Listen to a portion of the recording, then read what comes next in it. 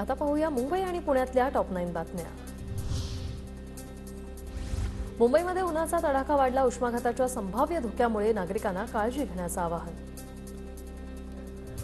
डॉ. बाबासाहेब आंबेडकरांच्या जयंतीदिनी लोकलच्या तिन्ही मार्गांवर मेगा ब्लॉक। अभियांत्रिकी व देखभाल दुरुस्तीच्या कामासाठी मेगा ब्लॉक घेण्यात येणार।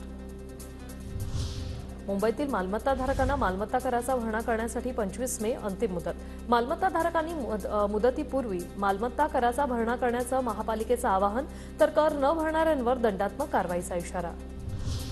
मुंबईतील चेंबूर ते संत गाडगे महाराज चौक मार्गावरील मोनोरेलच्या ताफ्यात चौथा डबा दाखल। महिनाभरात 4 डब्यांच्या गाडीची जुळणी केल्यानंतर चाचण्यांना सुरुवात होणार। मुंबई कोकण मार्गावर रेल्वेच्या आणखी 16 विशेष फेऱ्या। उन्हाळी सुट्टीनिमित्त होणारी प्रवाशांची गर्दी लक्षात घेता मध्य रेल्वेचा निर्णय। पुणे स्थानकावर रेल्वे गाड्यांचा भार कमी होणार। 9 मे ते 27 जून पर्यंत हडपसर टर्मिनलवरून गाडी सोडण्याचं नियोजन। वाढत्या शहरीकरणामुळे पुण्याचं ग्रीन कव्हर घटलं। पुण्यात झाडांची संख्या कमी झाल्याने उष्णतेचं प्रमाणही वाढलं। पुण्यात गरोदर महिलांना निकृष्ट दर्जाचा आहार दिल्याचं समोर। महिलांना दिल्या जाणाऱ्या शिद्यांमध्ये अळ्या आढळल्या। शिरूरच्या आंबेळमधील धक्कादायक प्रकार उघडकीस।